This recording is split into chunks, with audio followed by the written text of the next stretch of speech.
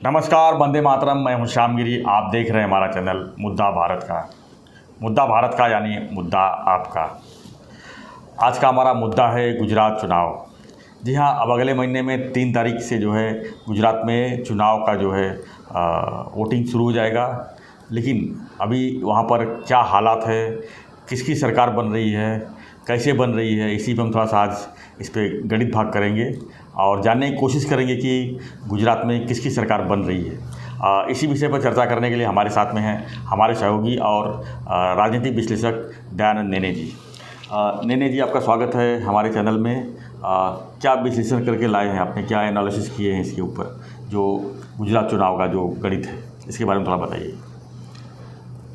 हमारी संस्था alert citizens forum की ओर से 2012 साल से हम जब भी गुजरात चुनाव आया है उसके ऊपर एक्सटेंसिव सर्वे करते आए हैं। 2012 का हमारा जो सर्वे था एकदम एक्यूरेट निकला। हमने उस वक्त going against the trend BJP को 117 सीट तक मिलेंगी ऐसे बताया था। बीजेपी को 115 सीट मिली। फिर 2017 साल जो था उस वक्त भी हमने सर्वे किया था। उस वक्त भी बीजेपी की 5 से 7 सीट घटेगी ऐसे हमने कहा था। मतलब 115 से लेके वो 108 तक सीटें आएंगी उनको 99 सीटें मिली। उस वक्त कांग्रेस को 77 सीटें मिली थी जी। और इस बार भी हमने एक्सटेंसिव सर्वे गुजरात का गत 1.5 महीने में किया।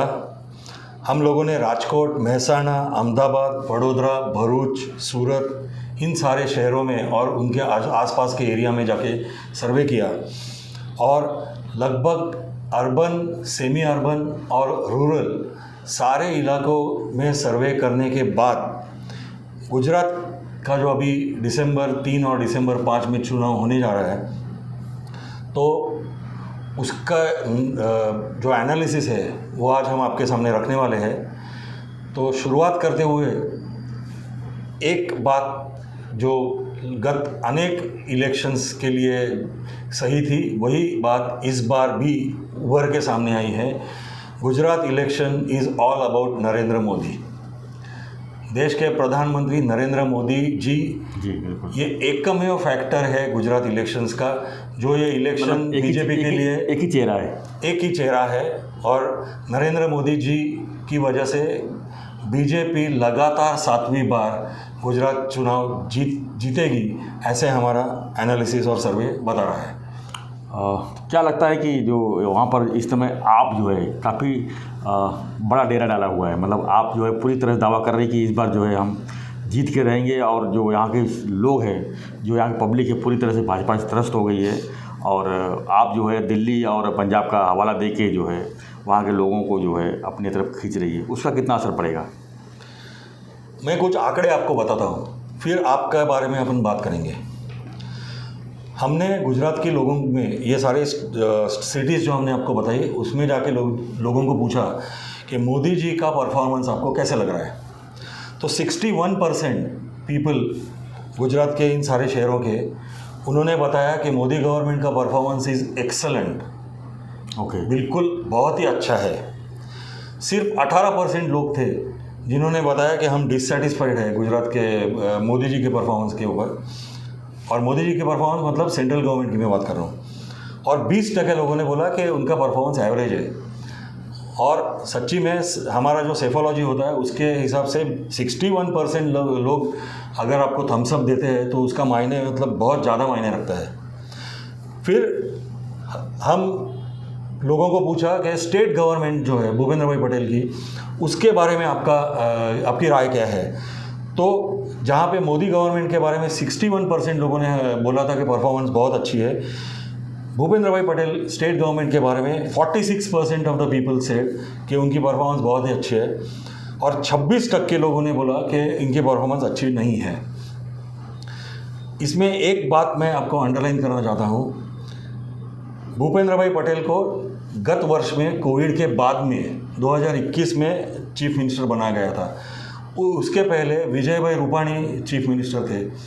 और कोविड के बाद में देखो, सरकार ने, केंद्र सरकार ने, राज्य सरकारों ने कोविड के लिए बहुत काम किया, बहुत मेहनत की है, ये बात सही है जी।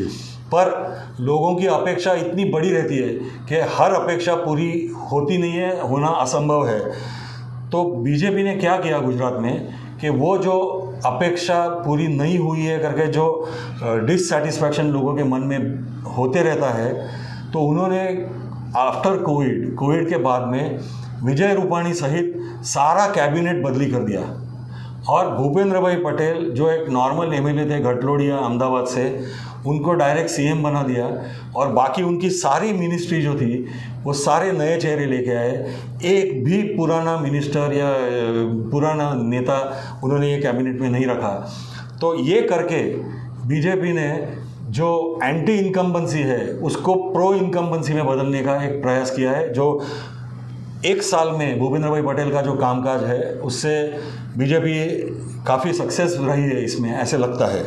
और सक्सेस की बात कहें तो सर, अभी जो पिछले दिनों आदमी हादसा हुआ था छठ पूजा के दिन, जो ब्रिज डैमेज होके काफ़ी लोग मर गए थे, क्या उसका भी असर जो है चुनाव पर पड़ेगा?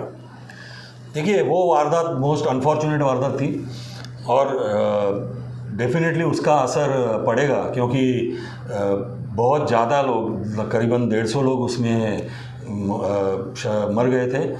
तो लोगों में गुस्सा तो उस बात के लिए थोड़ा बहुत है, पर बीजेपी ने उधर भी जो कैंडिडेट दिए हुए हैं तो उन्होंने उस हादसे में लगभग खुद स्वयं वो वहाँ पे कूद पड़े पानी में और लगभग 41 लोगों की उन्होंने जान बचाई। तो वो भी लोगों के मन में रहेगा जब वोट करने जाएंगे कि ये एक अच्छा आदमी कैंडिडेट बीजेपी ने वहाँ पे दिया हुआ है।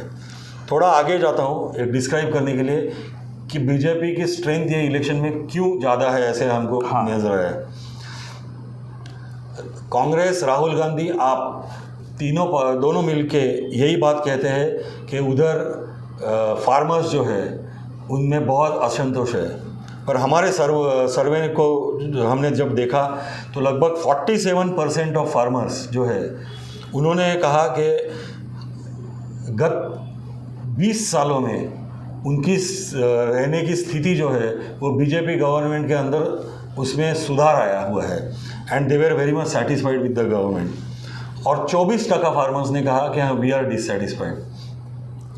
फिर और एक बात जो हमने देखी वहाँ पे कि अपर कास्ट हिंदू वोट जो है वो बिल्कुल रॉक सॉलिड बीजेपी के पीछे है और लगभग 65% upper caste Hindu vote BJP की तरफ जाएंगे, ऐसे अभी दिख रहा है। कांग्रेस की तरफ 20% वोट जाएंगी और आपकी तरफ 12 या 14% अपर कास्ट हिंदू वोट जाएगी। मतलब आप जो है कांग्रेस को ही काटेगा? आप जो है वो कांग्रेस को काटेगा। फिर दलित वोट जो है वो भी 41% दलित वोट बीजेपी के पास जाने का हमारे सर्वे के में से दिख रहा है। 38% दलित वोट कांग्रेस की तरफ जाएगी और 17% आपको मिलेगी। फिर ओबीसी वोट जो है बीजेपी की दूसरी स्ट्रेंथ है गुजरात में, अपर कास्ट हिंदू के बाद में ओबीसी, लगभग 54% ओबीसी वोट शेयर बीजेपी को मिलेगा, दिखता नज़र आ रहा है। 26% कांग्रेस को मिलेगा ऐसे लग रहा है और 16% ओबीसी वोट शेयर आपके पास जाएगा। मुसलमान वोट जो है वो कांग्रेस के, मतलब भले आप वाले बहुत ज़्यादा आवाज़ कर रहे हैं वहाँ पे, पर लगभग 47% ऑफ मुस्लिम वोट कांग्रेस को ही जाता हुआ दिख रहा है। आपको लगभग 30% मुस्लिम वोट जाएगा और उतना ही 21% वोट बीजेपी को मिलेगा। और ट्राइबल वोट, एक ट्राइबल एरिया बहुत ज़्यादा बड़ा एरिया गुजरात में है, जो सूरत से लेके ऊपर महसाणा और राजस्थान जो बॉर्डर जाती है वहाँ तक है, गोधरा है, फिर बाजू में डांग एरिया जो नीचे की तरफ है, और लगभग 44 सीट्स अफेक्ट होती है ये ट्राइबल वोट्स की वजह से। तो ये ट्राइबल जो है वहाँ पे कांग्रेस का काफ़ी अच्छा जोर है, पर बीजेपी ने भी काफ़ी काम और मेहनत वहाँ पे की है विश्व हिंदू परिषद और वनवासी कल्याण आश्रमों की मदद से, और उन दोनों को इस बार 40% वोट डिवाइड हो जाएगा ट्राइबल वोट, ऐसे लग रहा है। और फिर महिलाओं का जो वोट है, महिलाओं का वोट ये भी वेरी स्ट्रांग, 45% महिलाओं का वोट बीजेपी को मिलेगा ऐसे नजर दिख रहा है। कांग्रेस को 35% वोट मिलेगा महिलाओं का और आपको 17% मिलेगा। और आखिरी में गुजरात की इकोनॉमी जो चलाते हैं पटेल्स, जी। ये पटेल वोट जो है, कड़वा पटेल और लेहुआ पटेल, उनमें दो भाग होते हैं। तो 50 से 54% पटेल वोट बीजेपी की तरफ जाते हुए दिख रहा है। खास करके अभी जब हार्दिक पटेल ने भी बीजेपी ज्वाइन कर ली है, तो Patels are very strongly with BJP, और कांग्रेस को मिलेगी लगभग 30% वोट, ऐसे दिख रही है। सो इन सब की वजह से गुजरात में बीजेपी की हालत जो है वो फिलहाल बहुत स्ट्रांग दिखती है। नैनी जी, एक चीज़ यहाँ पर मैं जिक्र करूँगा कि जो बीजेपी जो है दिखाया, तो जिस तरह से आपने एनालिसिस किया, ये दिखाया तो हिंदुत्ववादी संगठन की तरफ से आपने पूरा सर्वे किया है, हिंदुत्ववादी दिख रहा है। इसमें क्या सर आपको महंगाई नहीं दिख रही है? महंगाई पर कितना असर पड़ सकता है इस पर? क्योंकि महंगाई जो जिस तरह से पिछले 2-3 सालों में देखा गया है, काफ़ी स्ट्रांग चीज़ें मांगी हुई है, और लोगों में जो खासकर मिडिल क्लास है काफ़ी परेशान दिख रहा है। इसका असर क्या बीजेपी पर नहीं पड़ सकती है? देखिए, हमने जो गुजरात का महंगाई आप कह रहे हैं वो बराबर है, महंगाई एक बड़ा विषय है जी। उसका इलेक्शन पे इफेक्ट तो ज़रूर दिखेगा, दिखता ही है। पर लोग जब वोट डालने जाते हैं तो ये महंगाई सिर्फ भारत में मतलब महंगाई हुई है क्या, तो ऐसे नहीं है, विश्व में पूरे महंगाई हुई है। पहले कोविड था, उसकी वजह से बहुत बड़ा आर्थिक फटका सारे विश्व को, सारे देशों को लगा, वो हुआ। उसके बाद में जो रशिया और यूक्रेन का वॉर चल रहा है, उसकी वजह से भी महंगाई बहुत ज़्यादा बढ़ी है। तो लोगों के मायने में वहाँ पे गुजरात में जो हमने देखा, तो ये महंगाई बीजेपी की वजह से बढ़ी है ऐसे किसी को लगता नहीं है। महंगाई बढ़ने के अनेक कारण हैं, और सारे विश्व के देश उसमें सफ़र हो रहे हैं, उस वजह से भारत भी सफ़र हो रहा है। पर दूसरी बात आप अगर देखो तो बिजली है, पानी है, सड़क है, ये जो डेवलपमेंट की जो स्थिति है, तो ये गुजरात में बहुत ज़्यादा डेवलपमेंट 2000 साल के बाद हुआ है, और वो दिखता है गुजरात में, और उसकी वजह से लोग संतुष्ट हैं। थैंक यू रेने जी। तो हम जो आज चर्चा कर रहे थे गुजरात के चुनाव पर, गुजरात के चुनाव परिणाम पर। हालांकि ये जो है एग्जिट पोल नहीं हम बता सकते, ये एक तरह से हम अनुमान लगा रहे हैं कि गुजरात में किसकी सरकार बनेगी। जी बोलिए।